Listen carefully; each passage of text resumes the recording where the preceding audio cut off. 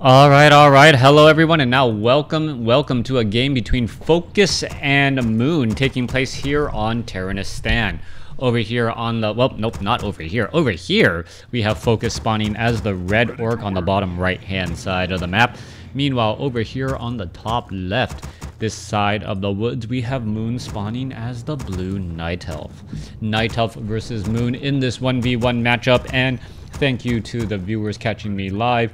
My schedule has been really crazy as of late, trying to find time to take care of casting and the family as well. Well, don't always get to do everything that I want to do in order to take care of the things that I need to do. So that is the reason for that. My apologies if you guys have been waiting for a WarCraft 3 cast from me.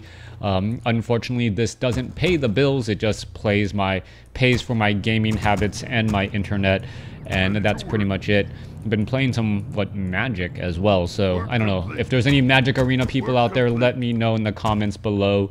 I'm an okay Magic player, and I say that because whenever someone says, "Oh wow, you're really good," I always go like, "No, I'm just okay," because I really know how good some of the other people are out there. And I think I've just went like 0-3 and 1-3 in each of my last ranked drafts. So, well, that's too much of a tangent already. Let's go ahead and break things down. I mean, we are talking about a Night Elf versus Orc matchup on Terranistan. It's going to be a Blade Master going up against a Keeper of the Grove. The Ancient of War here is going to be uprooting itself after the Archer comes out. We'll most likely see a lightning shield onto that archer. The archer will position itself over here, deal a little bit more damage before the Keeper of the Grove comes off from the north, summons some Ents, and, well, this creep camp will be cleared out, getting that Keeper of the Grove to level 2. Meanwhile, off on the other side here, Blade Master. Well, this is a little bit more of the wild card. There is more things that the Blade Master can do. The Blade Master could try to clear out the Renegade Wizard creep camp, since it is a medium armor creep camp, or he could just try to make his rounds out and put a little bit of harassment in. There's that lightning shield that I was talking about. No real big surprises there, except for the fact that, well, it has not been, well, what's going on? Still using that lightning shield, every last bit of it, and not summoning, or were they dispelled? I'm not quite sure what happened here. It looks like the forces of nature were actually being used. Oh, they were used to clear out a different creep camp. Alright, so that's what happened here. The Keeper of the Grove used the force of natures to clear out a separate creep camp. I don't believe experience was picked up for that there, as the Ancient of War did get that last hit. Meanwhile, in the center portion of the map, Rogue Wizard will end up getting taken down. There goes, well, the Apprentice Wizard will get taken down here, picks up a Circlet of Nobility, gets an additional shot off, Entangle onto the Grunt though, and, well, this is always a bad day for Orc players. Orc players having to deal with that very, very powerful Keeper of the Grove that can shut down a lot of damage, right? There is that Grunt going to get denied. Yes, it will be denied by that Blade Master, as we see a reverse denial right there as well. Moon, and now making his way back off to the north. We are setting up a Tree of Life for an expansion attempt. Wisp scouting out on the opposite side. We should be looking at a tech to tier 2. Voodoo Lounge is coming into play. There's some more Orc burrows as Grunts are being added. Blade Master keeping up with that Keeper of the Grove. Damage, Windwalk Strike once again, trying to buy and sell a bit of items. More damage onto that Keeper of the Grove. Keeper of the Grove could turn back around, aggro those creeps. No, does not do it. But the Blade Master already at plus 10 damage, with some of that, well, some of that will be multiplied by that critical strike. 4 additional agility, that is how much bonus damage we're going to be seeing so far. Meanwhile, the Blade Master forced to retreat away. That Forest Troll Berserker does deal a lot of damage, 28 to 37.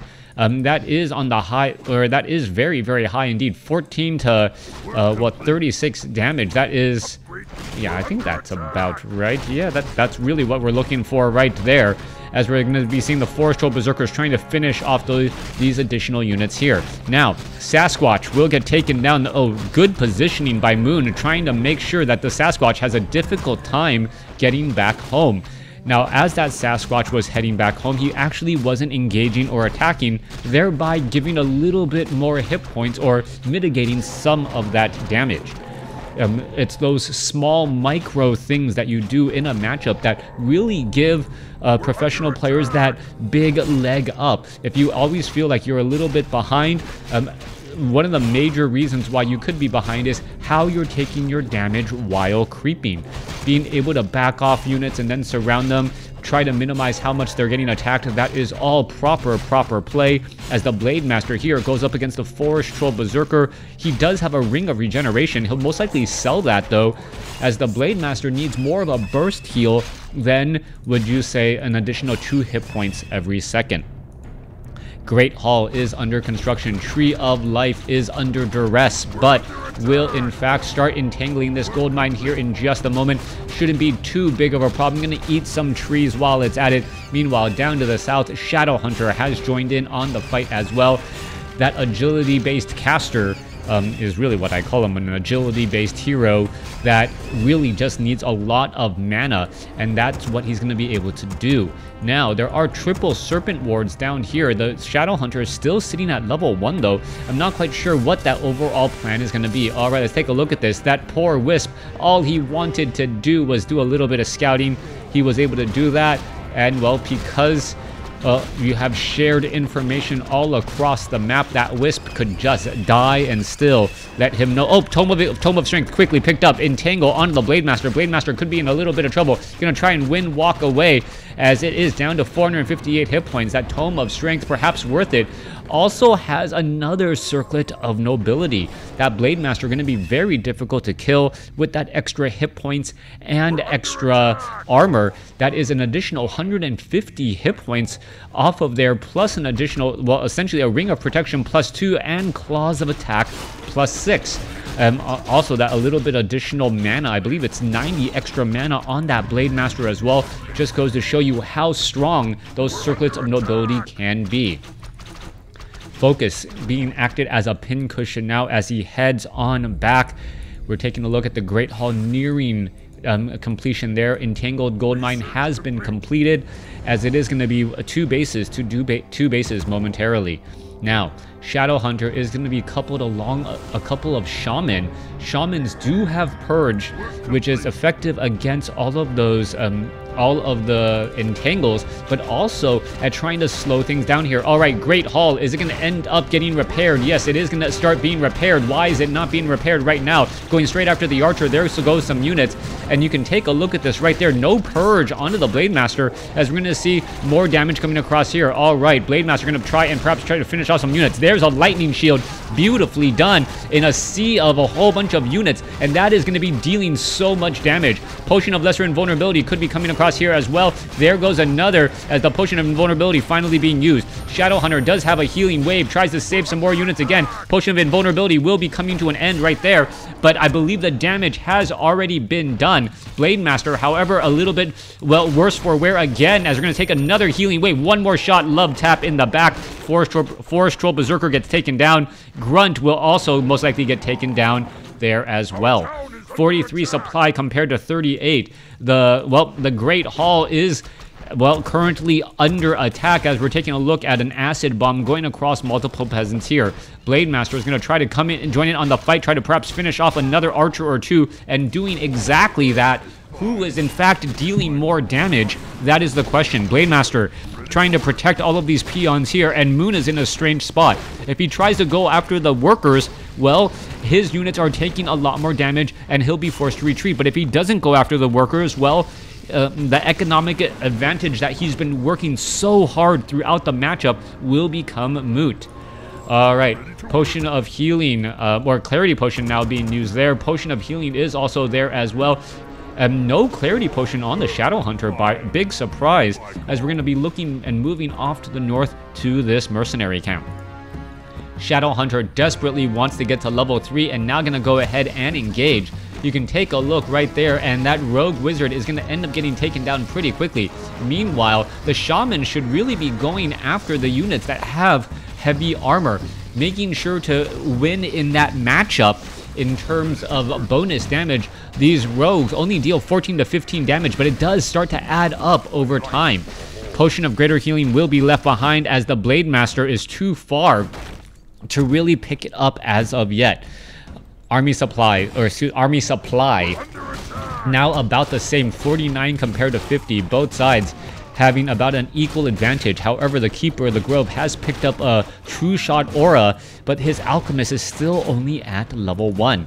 That's going up against a level 3 Shadow Hunter and a level 3 Blade Master.